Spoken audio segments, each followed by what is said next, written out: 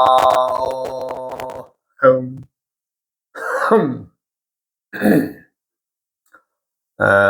이번 시간에는 그동안 말하자면 그 육식갑자 즉 암수육자법의 어떤 비밀에 대해서 이제 조금씩 설명을 하다 보니까 이 기초의 이론이는 저번 시간으로 다 마쳤다고 봅니다. 그럼 이제 그것을 이제 어떻게 이제 활용을 해서 우리가 이제 어떻게 이제 직접적으로 이제 몇 년 몇 해 며칠생이 또 살아가는 게 어떻겠느냐, 또 아니면 뭐 누가 누구를 만나는데 어떻겠느냐 할 때 그 각각의 그들에게 이제 태어난 해, 달, 날을 가지고 이제 말하자면 이제 그동안 배운 것들을 응해서 사용을 해야 되겠죠. 세상의 모든 것들은 내가 무엇을 배운다, 익힌다 하는 것은 궁극에는 그것을 사용을 해야 거기에서 얻어지는 것이 있어야 되지. 뭐 이것저것 뭐 너저분하게 얘기해 봐야 사용할 수 없는 거라면 그건 뭐 그런 상식은 필요 없죠. 그래서 이제 제가 이제 그동안 풀었던 암수육자법, 즉 말하는 육식갑자가 그동안 품고 있었던 것을 남들이 모르고 있었는데, 내가 이제 공부하다가 그걸 알게 되고, 또 그것을 또 세상 모든 이들에게 적용을 시켜보니까, 참 너무나 놀라운 결과를 만나게 되고, 이러다 보니까 내가 이제 참 이 부분에서는 또 많은 것들을 알게 되면서, 또 어떻게 해요? 나 혼자만 알고 있는 것이 아니라 세상에 내놓는 거죠. 한 예를 들어보면, 우리가 이제 뭐 올해가 이제 아직 뭐 갑진년이 되진 않았습니다만은 청룡의 해라고만 합니다. 그러면 더 이상 올해의 그 갑진에 대해서 설명할 수가 없죠. 예. 그러나 이제 내가 이제 암수육자법의 그 육식갑자의 비밀을 풀어서 거기에 한 마디의 단어를 얹힐 수가 있죠. 그것은 무엇이냐? 갑 을병정 무기 정신 임계가 십천간이 각각의 합에 의해서 어떻게 돼요? 갑은 순놈이죠. 어린 소년입니다. 사람으로 말하자면 한 살 먹었으니까. 그와 마찬가지로 지금까지는 그냥 청룡이다라고 했는데 아니죠. 젊은 순놈인 놈이다. 순놈의 남자다, 청년이다, 이렇게 한마디로 덧붙일 수가 있는 거죠. 말하자면 아무것도 아닌 것 같지만 수천 년의 그 육식갑자의 갑을 누가 암수를 갈랐겠어요? 내가 그걸 찾아서 갈라놓았습니다. 그래서 올해는 젊은 청년의 용이다 라고 말하는 거죠. 그냥 막연히 청룡이다 라고 하는 것보다는 더 세부적으로 가서 어떻게 해요? 암수를 가리니까 어떻게 남자죠? 순놈이죠? 그러니까 올해는 청년의 해다. 예. 그럼 이제 올해가 이제 지나서 내년에 을사년이 된다고 하면 을은 뭐예요? 암놈이죠? 그 사는 뱀이죠? 이거 뭐예요? 톡이 없는 물뱀이라는 거죠. 물뱀. 예. 우리가 말하는 물뱀, 무자수. 예. 무자수. 그것이 어떻게 해요? 사의 뱀이 적색이죠? 예. 붉은색 나는 암놈의 말하자면 독이 없는 이쁜 뱀이란 얘기죠. 이쁜 뱀. 그렇게 표현이 됩니다. 그냥 내년에도 말하자면 울사뱀, 을은 뭐예요? 푸른색으로만 얘기하잖아요. 그럼 푸른뱀으로 끝난다? 아니죠. 암놈입니다. 암놈. 그래서 처녀의, 독이 없는 처녀의 뱀이다. 이렇게 제가 푸는 거죠. 내가 이 얘기는 또 다음으로 또 넘어가고, 계절에 이제 각각의 이제 어떤 작성을 한다, 뭐 이제 활용을 하기 위해서는 뭔가를 만들어야 될 것이고, 그 다음에는 뭐예요? 이제 각각의 말하자면 기둥을 세워야 되겠죠. 그게 이제 태어난 해, 태어난 해와 달,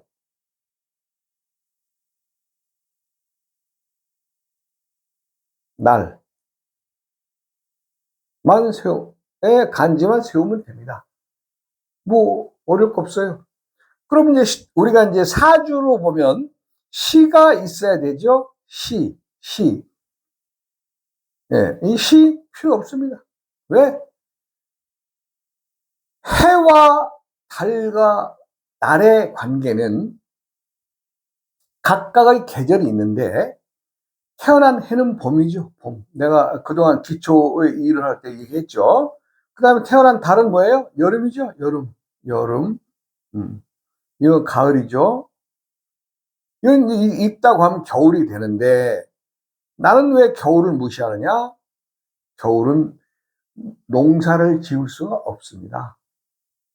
농사를 지을 수가 없으니 굳이 우리가 거기다 넣어서 복잡하게 얘기할 건 없죠. 예. 그래서 나는 농사를 지을 수 있는 봄과 여름과 가을. 그러니까 예를 들어서 뭐 여러 가지 사주들이 많이 있겠지만, 예를 들어서 뭐 갑자, 아니, 갑자,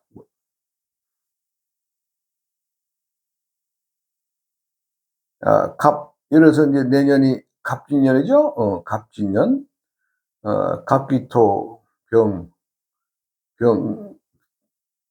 병자월, 뭐, 신유, 날이라고 하면은, 예를 들어서 이건 이제 제가 예를 들은 겁니다만은, 갑의 앞놈이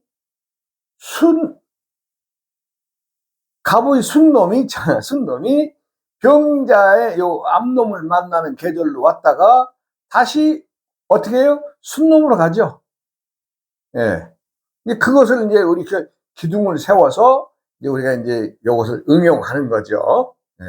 그래서 우리가 이제 기둥을 세운다고 하는 것은, 요건 이제 내가 항상 삼재를 강조하는 것은, 요건 하늘을 하늘, 요건 땅, 요건 인. 그래서 천지인 삼재가 구성이 됩니다. 삼재. 네. 이렇게 해서 이제 봄은 하늘이 일을 하는 시기고, 여름은 땅 기운으로 일을 할 수 있고, 가을은 뭐예요? 사람이 이제 나서서 직접 농사를 짓는다, 이런 뜻이라서 제가 기둥은 3개만 세우면 된다. 3주. 그래서 우리가 이제 암수육자법을, 암수육자라고 하는 것은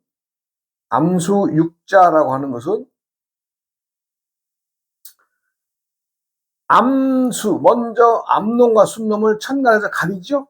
여기 글자가 하나, 둘, 셋 되죠. 그 다음에 지제도 하나, 둘, 셋. 그래서 육자입니다. 예. 다른 것 더 필요 없다.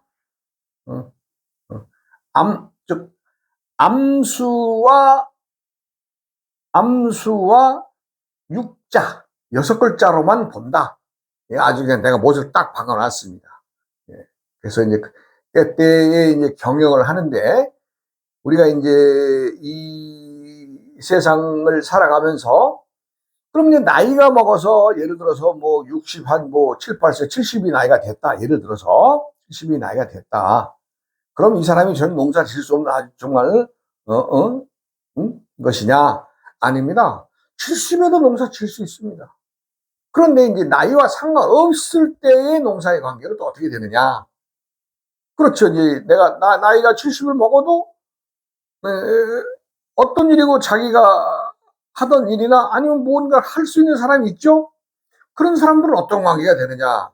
그것은 나이와 상관없이 농사를 짓게 되는 관계가 되는데, 예를 들어서 이제 육자법의 계산으로 보면은, 예를 들어서 요 가을에 가면은, 요 가을이 44살에서 66세 정도나 되겠죠? 그러면 67세 이상은, 요 겨울이 계절로 간다는 거죠. 그럼 겨울에 농사를 짓는 방법이 무엇이냐? 겨울에 그것은 특별한 어떤 경우가 있습니다. 그거를 말씀을 드리면, 땅에 묻혀서 농사를 지으시는 분들, 이분들은 어떤 계절의 나이에 상관없습니다. 농업에 종사한다, 농업에 종사한다. 이것은 나이와 상관없죠. 70세가 넘어서 이상이라도, 즉 내가 근력만 있으면 할 수 있는 일이니까. 예. 그 다음에 이제 두 번째는 전문 직종에서 일한다. 전문 직종. 전문 직종이란 뭐예요? 남들이 모든 일들, 뭐 회사원이다, 공무원이다, 뭐 군인이다, 이렇게 어떤 그 그룹에 속하신 분들이라면은 정년퇴직이라는 게 있는데, 내가 뭐 하다못해 남들이 뭐 하찮은 구두 깁는 거라든가, 뭐 여러 가지 많죠. 남들이 못하는 전문 직종의 일을 할 때, 그럴 때는 어떻게 해요? 그것은 자기가 손에 쥔 평생 해왔던 기술이니까 나이가 상관없는 거죠. 너 나이 70 먹었으니까 일하지 마. 안 해. 그런 사람 없죠. 내가 힘이 있어 할 수 있을 만큼 하는 거죠. 그래서 첫 번째는 농업에 종사하신 분들은 계절과 상관없죠. 계절과 상관없다. 그러나 두 번째, 전문직에 가지고 전문적인 일 하시는 거. 제 주위에도 나이가 지금 70 지금 한 70, 서너 달 됐나? 예. 그 옛날 우리 있을 때부터 이제 자전거 수리를 이제 하고 뭐 용접도 하던 친구인데, 지금요 70살이 넘어서도 그냥 돈 잘 법니다. 왜? 자기 전문직이니까. 누가 뭐 타치 안 하고. 뭐 꼭 내 어떤 뭐 자전거를 다루는 친구의 어떤 아는 사람의 이해만 드는 것이 아니라, 누구라도 전문직을 가질 때는 자기가 할 수 있는 일 나이와 상관없이 한다. 이것을 말씀드리고, 그럼 세 번째는 뭐냐? 세 번째는 신에 종사하는 신에 종사. 말하자면 뭐 목사님이나 신부님이나 뭐 스님이나 뭐 이런 분들이 되겠죠. 근데 거기서는 또 정년하고 상관없습니다. 물론 이제 요즘에는 뭐 더러더러 뭐 정년이 있다는 말도 나오고, 뭐 각각의 그 종단마다의 그 사정은 좀 다르지만, 그래도 내가 남을 위해서, 종교를 위해서 헌신하신 분들은 뭐 계절에 상관없이 지금도 역시 현역에서 일하신 분들을 많이 보고 있습니다. 그 다음에 이제 네 번째는 자신이 계절에 남에게 널리 봉사하고 덕을 베푼 사람. 봉사와 덕을 베푼 사람. 이분들은 계절에 상관없죠. 예를 들어서 어떤 분이 참 젊은 시절에 또 나이 먹어서라도 좀 어려운 누군가를 도와주고 그렇게 끊임없이 도와줬다면, 그 도움을 받으신 분들이 또 사업을 일구어서 사업을 할 때에 예전에 어려울 때 나를 도와주셨던 그 사장님이나 회장님들의 것들의 그 고마움에 의해서, 이제 나이 드셨다고 이제 쉬실 것이 아니라 여기 와서 좀 소일거리라도 하시면서 좀 일 좀 봐주세요. 이런 경우가 많다는 거죠. 왜? 세상은 분명한 것은 남에게 덕을 베풀면 그 덕이 다시 본인에게 돌아오는 겁니다. 그랬을 때 그분들이 정년이 있겠어요? 정년이 없죠. 내가 힘이 닿고 할 수 있는 만큼은 일할 수 있는 거죠.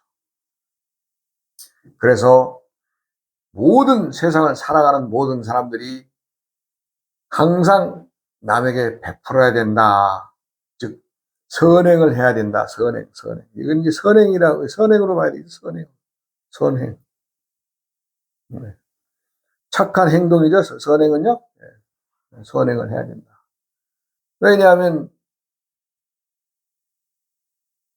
악인에게는 악과가 따르고 선인에게는 선과가 따른다 그랬잖아요. 모든 것은 자기가 때를 맞아서 자기가 할 수 있을 때에 남에게 순수한 마음을 내서 선행을 한 자들은 그 선행의 보답이 꼭 돌아옵니다. 꼭 돌아와요. 그러나 이제 참 세상이 너무나 요지경인 세상이 돼서 많은 사람들이 아이고 악하게 살고 남에게 해코지하고 못된 놈들이 더 잘 산다고들 말들은 더러더러 그래요. 근데 그거 남들이 보기에는 잘 사는 것 같고 해도 절대 남에게 해코지하고 악하게 산 사람들이 그 잘 사는 것은 잠깐입니다. 왜? 그 악행을 지은 사람은 필히 그 자식들이 잘못될 거니까. 예. 싸가지 없는 놈들의 세상은 싸가지 없는 자식을 만들어내는 거 아니에요? 싸가지 없는 것들은. 자, 싸가지란 말을 내가 했는데, 싸가지란 무엇이냐? 싹이 없다. 싸가지가 없다. 싹이 없다는 얘기예요. 싹이 없다. 즉,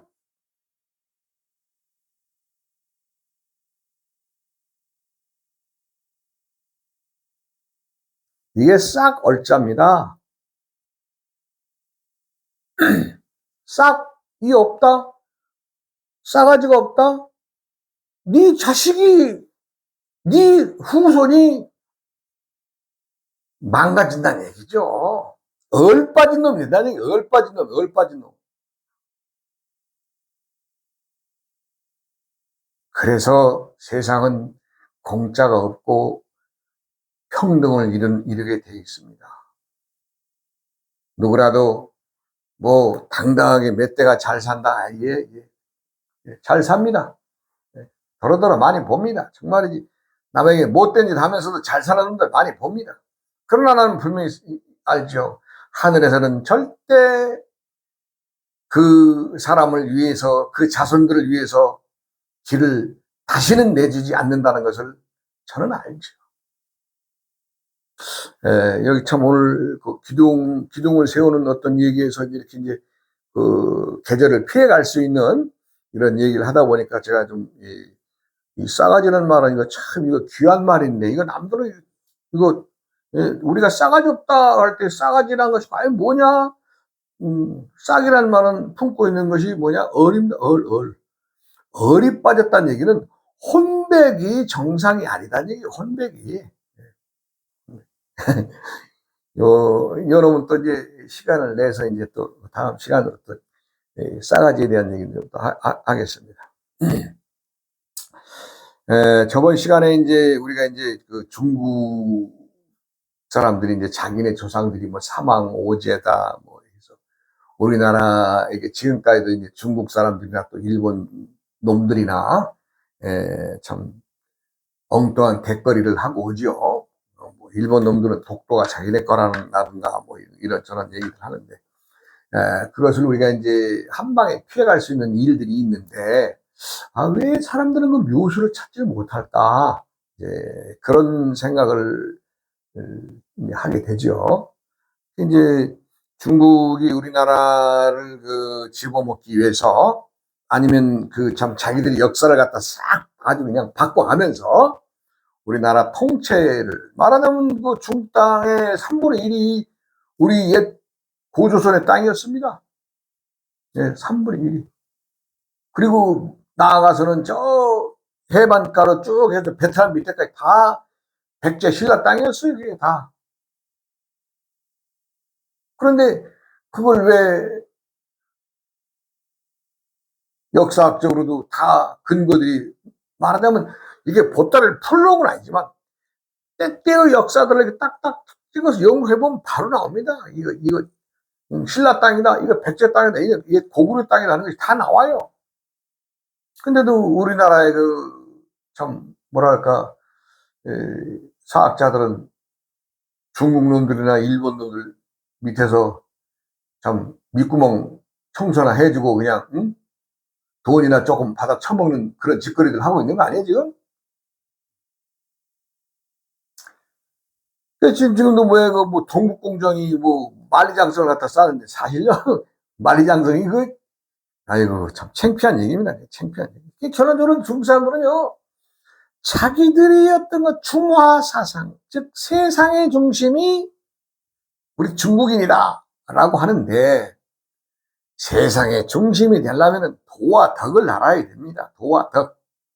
예, 도와 덕을 모르고서는 세상의 중심이라는 얘기 할 수가 없어요. 예. 한 예를 들어서 우리나라에는 무인점포, 주인 없는 점포가 많아요. 중국에서 그걸 가져가 해봤는데 그냥 다 물건 도둑질하는 바람에 없어졌답니다.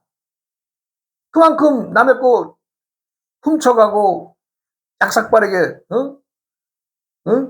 남에게 해를 끼치고 아이 길 가던 화물차가 녹도로에 빠져서 푹 빠져서 있으면요 그 차를 건져내 주려고 하는 게 아니라 중국 놈들은 그 위에 있는 물건 다 뜯어간답니다. 그냥 다.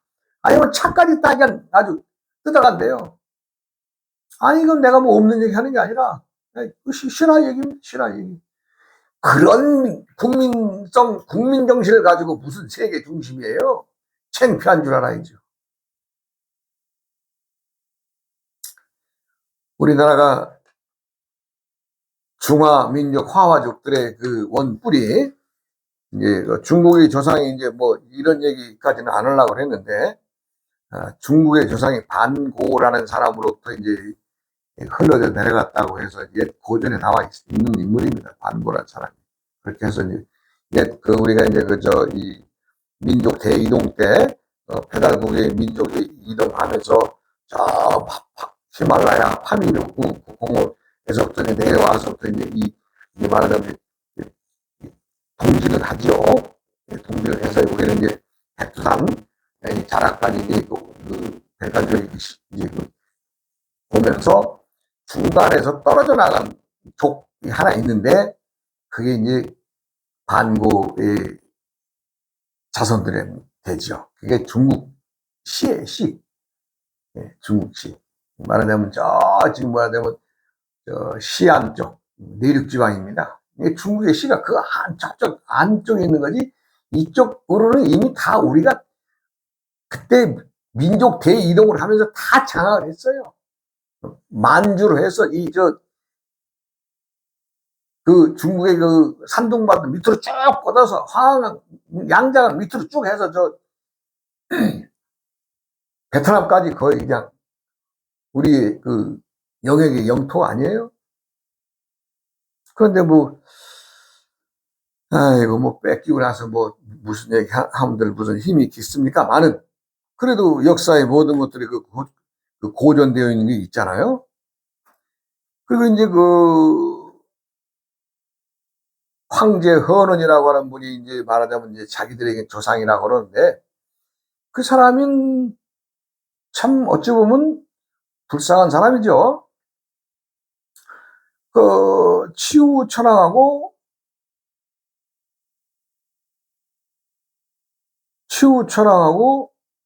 73번을 싸웠는데 다 졌답니다. 헌원이. 네. 아니 싸움에 진 패장이 무슨 얘기를 해요? 그런데 요즘에 와서는요. 이 치우천왕까지도 자기네 조상이라고 또 그런다는구만요. 참. 그러니까 이 치우천왕이 얼마만큼 그 당시에 참 문물, 신무기, 병장기 말하자면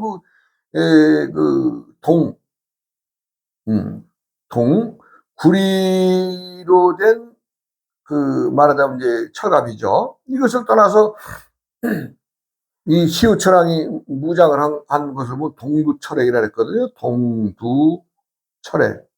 네. 이거지. 즉 얼굴은 동으로 가렸고 나머지의 그 무장은 철. 쇠로 무장한 거지. 그냥 그 당시로는 신무기예요, 신무기. 철을 다룰 줄 알았다 하는 얘기는 당시에는 지금 우리가 말하자면 원자폭탄이나 뭐 핵폭탄 이를 가진 것만큼의 큰 위력이라는 거죠. 왜요? 쇠와 동의 관계는요, 쇠의 칼로 무장을 하면 구리로 된 무기들 자체는 다 그냥 무디기 때문에 그 앞에는 대적할 수가 없어요. 쉽게 얘기해서 우리가 임진왜란 때에 일본 애들이 조총을 가지고 따당 빵빵빵 쏘고 왔던 것, 그것과 같은 현상이에요. 우리는 당시에 뭐 했어요? 임진왜란 때?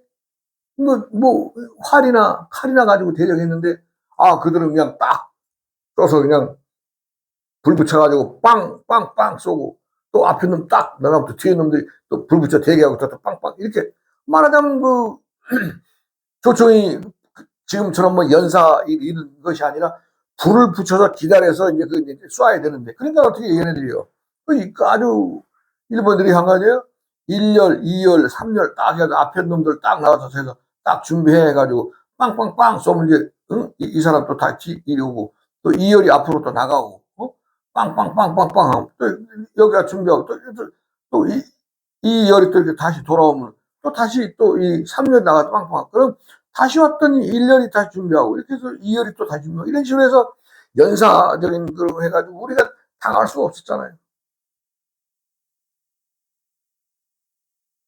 무기는요, 생명입니다. 당시의 호론과 치우천왕과의 그 관계는요, 엄청난 그 싸움입니다. 그게. 그렇게 이제 자기들이 얻어 깨지고 나서는, 이게 지금 치우천왕이 지금으로 말하자면 한 4천, 5천 년 전의 인물입니다. 5천 년 전, 대략. 그런데 이 인물을 자기네도 조상이라고 그럽니다. 그냥 중놈들 잘하는 거 있죠? 지문 그냥 아주 그냥 엄청난 막 덩치 크게 하는 거. 그 사람들은 그냥 허풍치고 사기치고 거짓말하는 거 말고는 없어요.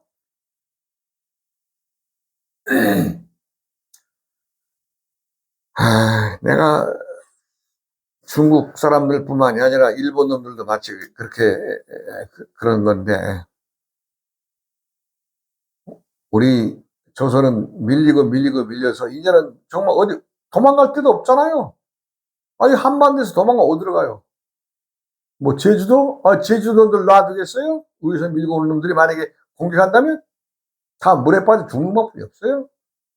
그러나 우리들이 죽겠어요?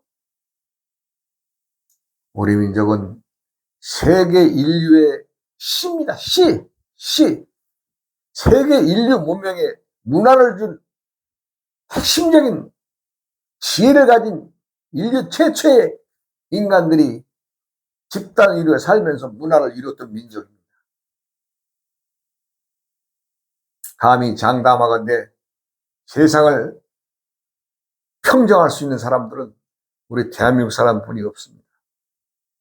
우리들은 우리끼리 싸우지 말고 뭉쳐서 정말 먼 미래를 보고 세상을 나가는 그런 행동을 해야 될 것입니다. 내가 이제 그 동북공정이나 말하자면 이제 일본의 그 독도 침략의 야욕, 이것이 이제 그 해결책이 있느냐? 나는 가지고 있죠. 내가 요 책에서 든 것을 내가 이제 말씀드리겠습니다. 그러나 많은 사람들이 내가 이런 얘기를 하면 또 모르겠죠. 이제 또 어떤 놈들에서 내 얘기도 주워서 또 팔아먹을런지 그건 모르겠으나, 우리가 분명히 세계를 제패할 수 있는 민족은 우리가 지구상에 딱 우리뿐이 없다. 왜? 우리는 남을 미워하지도 않았고 남을 이뻐하지도 않았습니다. 중도를 지키면서 도덕을 지키는 민족은 이 지구상에 우리뿐이 없습니다. 나는 우리 조상님들의 그 위대한 정신, 공익 정신으로 세상에 무장한 그런 민족은 없어요. 감히 말하면. 그래서 우리가 세상을 제패할 수 있다는 거예요. 지금 까불대고 있는 중국이나 일본 놈들, 그놈들은요, 하루아침 밥거리도 안 돼요. 그 얘기를 내가 하겠습니다.